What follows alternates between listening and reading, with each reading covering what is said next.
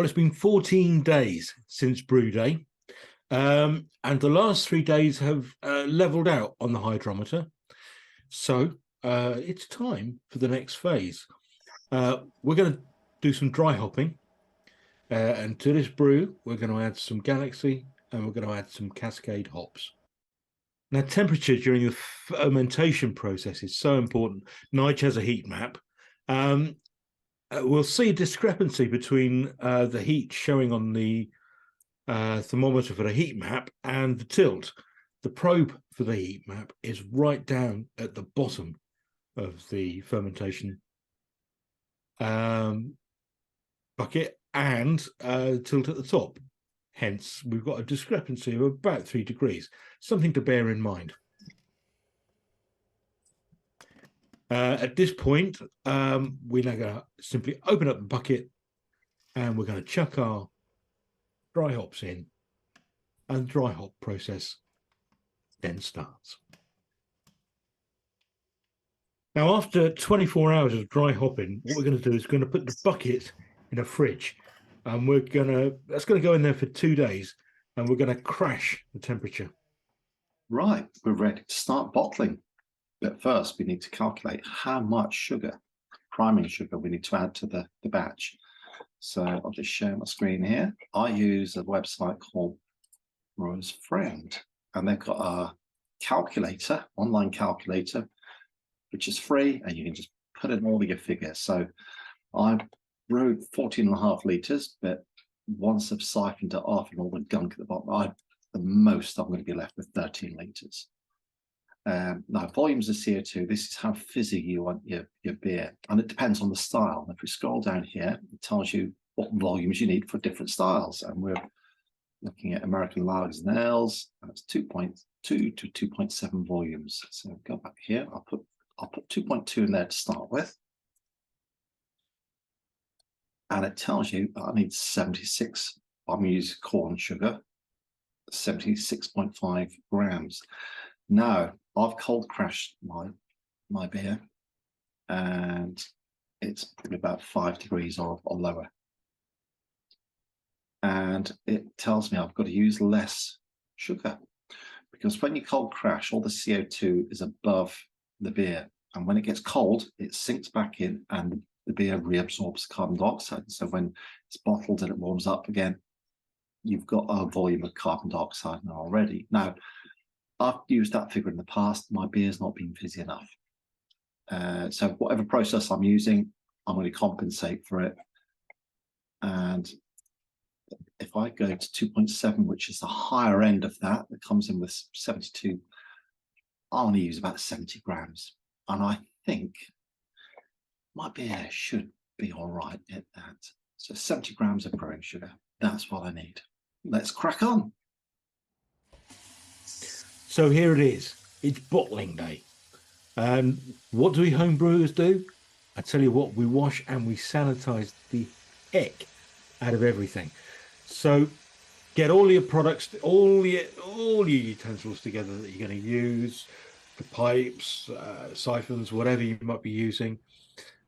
Stick them in the sanitizer. Now, we've got something coming up here. This is a game changer. Right. Okay. It is a bottling wand.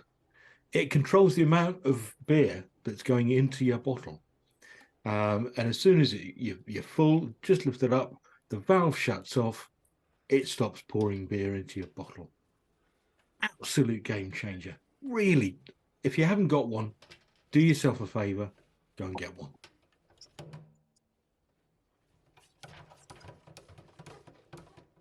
What we're using here to sanitize everything is ChemSan. This is another game changer.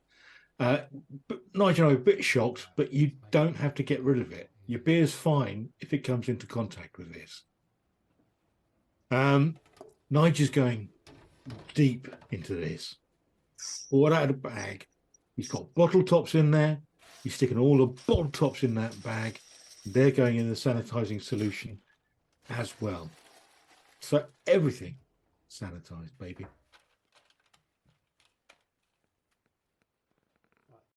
So now to add the sugar, we're adding 70 grams as per beer brewer's friend. What we're going to do is weigh that out into a bowl. We're going to make a syrup. So what we'll do is we'll add some hot water. We'll make a syrup out of this. Stir it in, make sure that all of that sugar is dissolved. And then what do? We leave it. We leave it until it's cool. I want to disturb that beer. So yeah, leave it until it's cool and then go back to it. So let's crack on with this. First of all, let's get the bucket of beer. Bucket of beer. Nice phrase. The bucket of beer. Let's get it out the fridge. Let's put it on the worktop. Okay. Get out your siphon, your tubing, and we're going to transfer this to another container. Now, to stop any naughtiness going through, we're going to put a hop sack on the end of your siphon. Stop any naughtiness getting through, much like a prophylactic. And we'll see here, Nige's having a bit of trouble getting this on. No more jokes about that. And yeah, this is what we're going to do. We're going to transfer this and take out a load of the gunk that's going to, hopefully that will have built up in the bottom of the fermentation barrel. So here we go. We're transferring it to another container. Nigel's done his little thing with the sack, and he's just going to start transferring it. We're doing this to get rid of gunk before the sugar goes in.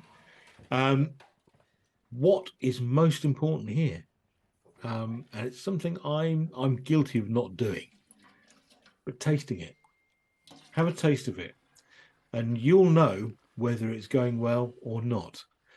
If it's not going well, stop the transfer, and then you can work out whereabouts you're going to go to try and change this.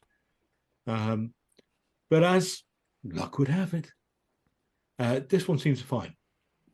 So there we go. Let's transfer it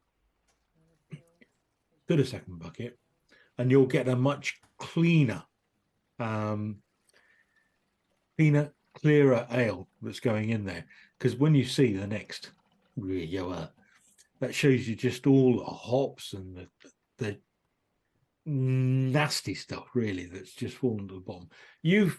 By using that sack, have stopped all of that going in. So now this sugar syrup goes in. Be thorough about it. Put it in. Stir it. Give your brew the full benefit of that sugar syrup. Go on. Right. The easiest way we find to sanitize the bottles is to stick them in a dishwasher, hottest setting. That will sanitize flip out of them. You can, of course, do it by hand. Now, what Nigel has here is his bottle wand. Using a pump, he has to hold the button down on the bottom of the bottle wand, otherwise that's not going to pump.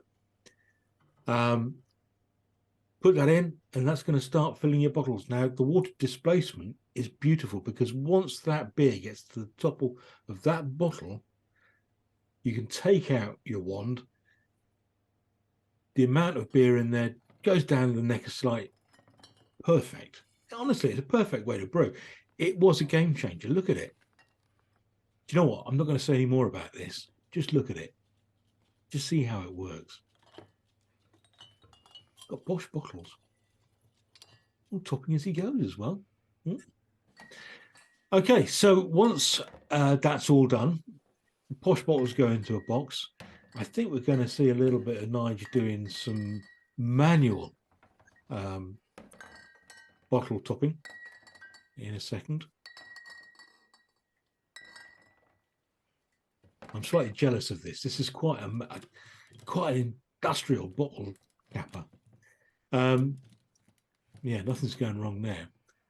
So what you're going to do is you're going to put all of these in that same box, and they're going to go into a warm place for 1 week.